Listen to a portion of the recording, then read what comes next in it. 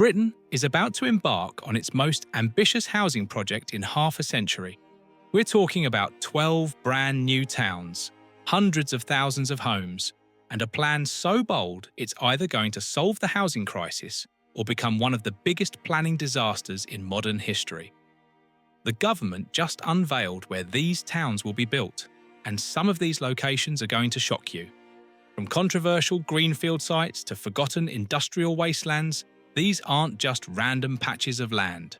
Each one has been carefully chosen, and each one comes with its own set of problems that nobody's talking about yet. Before we dive into the details, make sure you hit that subscribe button and turn on notifications so you never miss the latest property news and updates that could affect your investment decisions. The numbers tell a brutal story. Britain needs 300,000 new homes every single year just to keep up with demand, and we've been failing to hit that target for decades. The result is a housing market that's completely broken, where average house prices are nearly 10 times the average salary in some parts of the country. Young people can't afford to buy, renters are spending more than half their income on housing, and entire communities are being priced out of the areas they grew up in. When Labour swept into power last year, they made a promise that sounded almost impossible. They would deliver 1.5 million new homes by the next election. To put that in perspective, that's roughly the entire population of Birmingham needing somewhere to live. The centrepiece of this plan is something Britain hasn't attempted since the early 1970s. A whole new wave of new towns. But here's the thing nobody's saying out loud yet. Even if every single one of these 12 new towns gets built exactly as planned, they'll only deliver 300,000 homes over the next decade.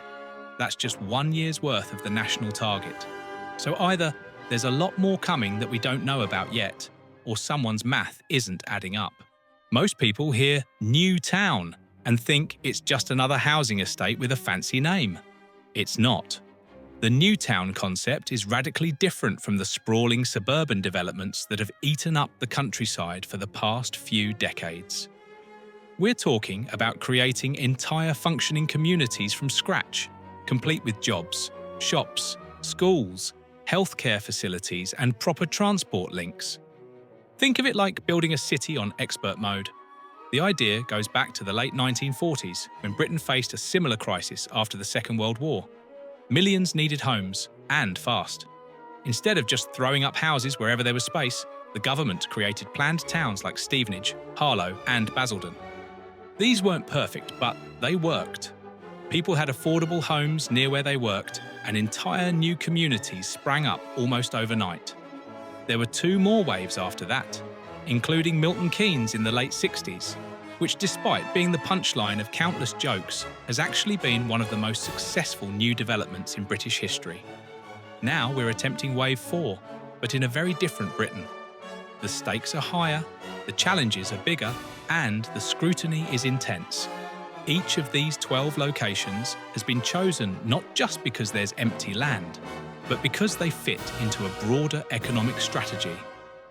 The government isn't just building houses, they're trying to reshape where people live and work across the entire country.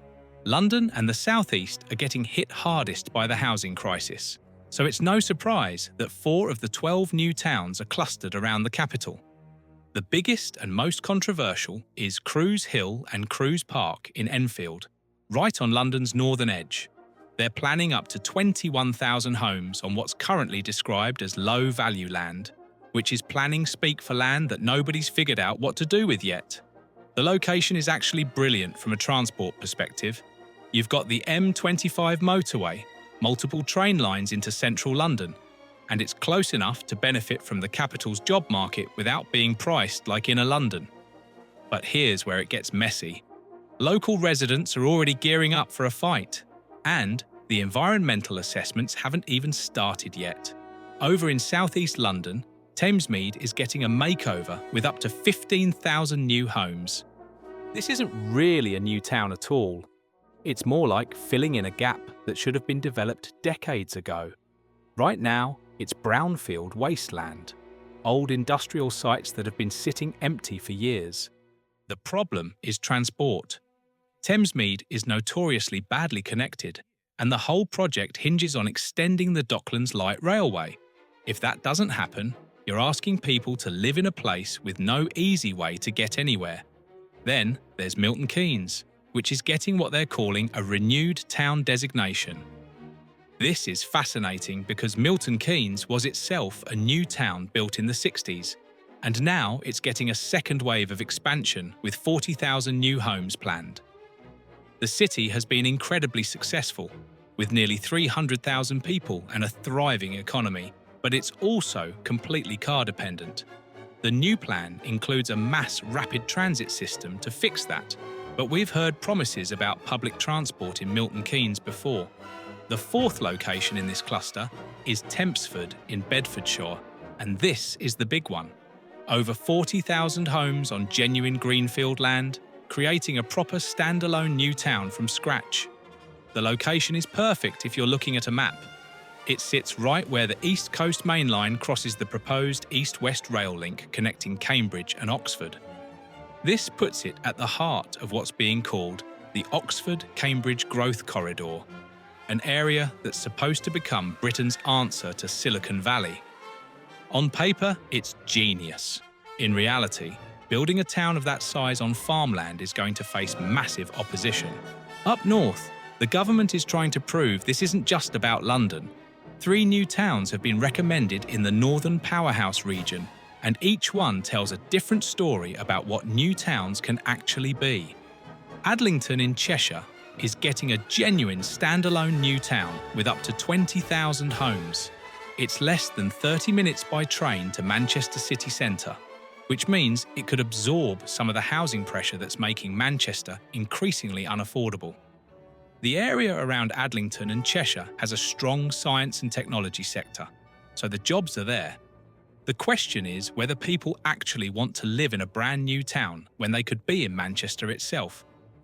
Then you've got the 2 urban regeneration projects, Victoria North in Manchester and South Bank in Leeds.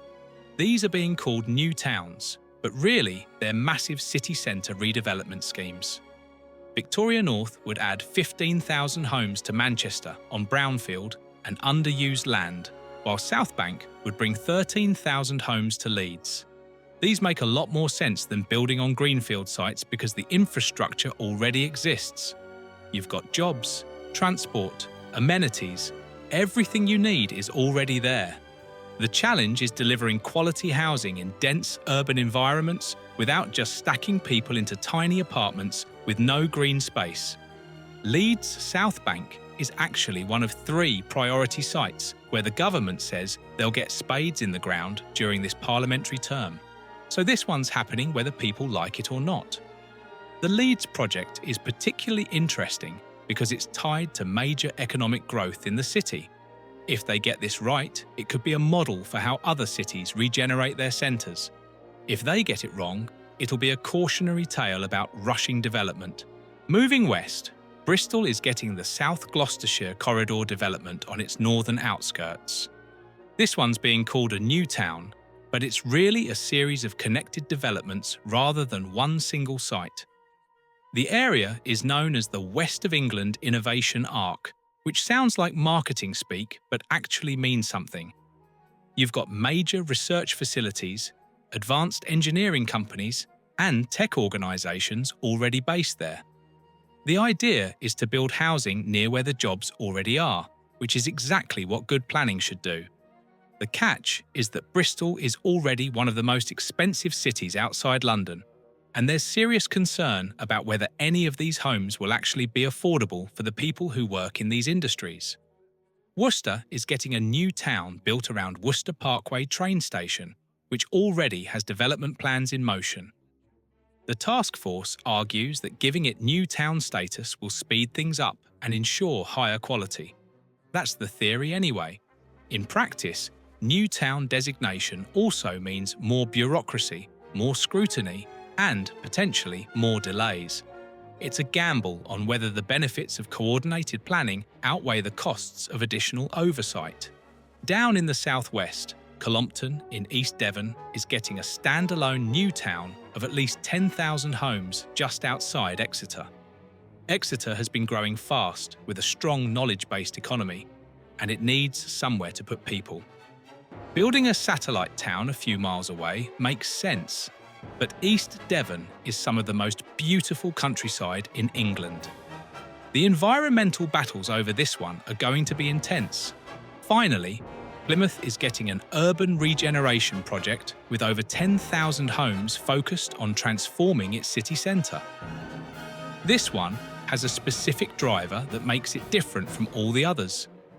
The Ministry of Defence is investing £4.5 billion into the Devonport Naval Base. And by 2040, they're going to need over 25,000 additional workers in the area. Without housing for those workers, that investment is pointless. Plymouth is relatively affordable compared to other parts of the country, but it has hardly any housing in its city centre. This project could completely reshape the city while providing homes for a workforce that definitely needs them. Now, let's talk about what nobody wants to admit. These new towns sound incredible on paper, but the reality is going to be far messier than any government press release suggests. First, there's the timeline. Even if everything goes perfectly, these are decade-long projects. The government says they'll get spades in the ground on 3 sites during this parliamentary term, which ends in 2029 at the latest. That's Tempsford, Cruise Hill in Enfield, and Leeds South Bank. But getting spades in the ground doesn't mean getting people into homes. It means starting construction. Most of these new towns won't be substantially complete until the 2040s. That's 20 years away. The people who need homes now aren't going to be helped by houses that won't exist for another generation. Then, there's the environmental obstacle course every single one of these projects has to navigate. Environmental assessments are happening right now, and any one of them could derail or significantly delay a project. We're talking about protected species, flood risks, air quality concerns, and all the other factors that make building anything in Britain incredibly complicated. Some of these sites will pass with flying colours. Others are going to hit problems that nobody's even identified yet. Affordability is another massive question mark. The government has set a target of 40% affordable housing across these new towns. That sounds great until you realise that affordable housing doesn't mean cheap housing. It means housing that meets specific criteria, which varies wildly depending on where you are. In some areas, affordable housing is genuinely accessible to people on average incomes. In others, it's still completely out of reach for anyone who isn't a high earner. Without serious intervention, there's a real risk that these new towns just become more expensive suburbs for people who already have money. Infrastructure is perhaps the biggest challenge of all. Building homes is actually the easy part. Building the roads, railways, schools, doctors' surgeries, and everything else that makes a town actually function is where things get expensive and complicated. Some of these locations already have good infrastructure. Others are banking on promised improvements that might never materialise. Remember that Docklands Light Railway extension to Thamesmead? It's still just a consultation. The mass rapid transit system for Milton Keynes? Been talked about for years. The east-west rail link that makes Tempsford such an attractive location. It's had more delays and cost overruns than anyone wants to admit. And then there's the political reality. These projects span multiple election cycles. A different government could come in and completely change priorities. Local councils can fight them. Residents can object. Environmental groups can challenge them in court. Each of these new towns will face years of opposition from people who don't want them built. That's not necessarily wrong. Local people have every right to have a say in what gets built where they live. But it does mean that the path from announcement to completion is going to be far longer and more difficult than anyone's currently admitting. So what does all this actually mean for Britain's housing crisis? The honest answer is complicated. In the short term, these new towns change almost nothing. They're not going to provide relief to people struggling to find affordable housing right now. They're not going to bring down house prices in the next few years. They're not going to solve the immediate crisis that's affecting millions of people. But that was never really the point. This is a long-term play, an attempt to fundamentally reshape how and where Britain builds homes. If even half of these projects succeed, they'll create hundreds of thousands of homes and entirely new communities over the next 2 or 3 decades. That matters, even if it doesn't help the people who need help today. The real test is whether the government has the political will to see this through. Building new towns isn't popular. It upsets local residents, environmental groups, and anyone who likes the countryside the way it is. Previous governments have announced ambitious house building plans and then quietly abandoned them when the opposition got too loud. Labour is betting that people's desperation for affordable housing outweighs the resistance to building on greenfield sites. We're about to find out if they're right. The final decisions on these 12 locations come in spring 2025. That's when we'll see which projects move forward and which ones get quietly dropped. Watch the 3 priority sites: Tempsford, Cruise Hill and Leeds South Bank. If those don't happen, nothing else will. If they do, we might actually be witnessing the start of something that reshapes Britain for the next 50 years. The winners in all this are obvious.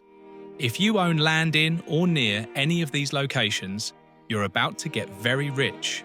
If you're a construction company, developer, or infrastructure firm, you've got decades of guaranteed work ahead.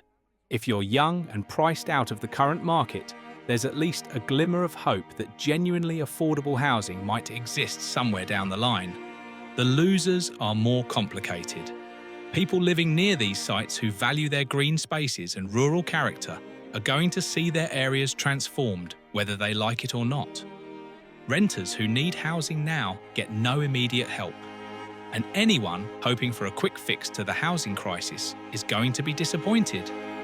This is the biggest house building announcement Britain has seen in half a century, but it's also a reminder of just how broken the system has become. The fact that we're celebrating plans for 300,000 homes over a decade when we need that many every single year shows how far behind we've fallen. These new towns might be part of the solution, but they're nowhere near the whole answer.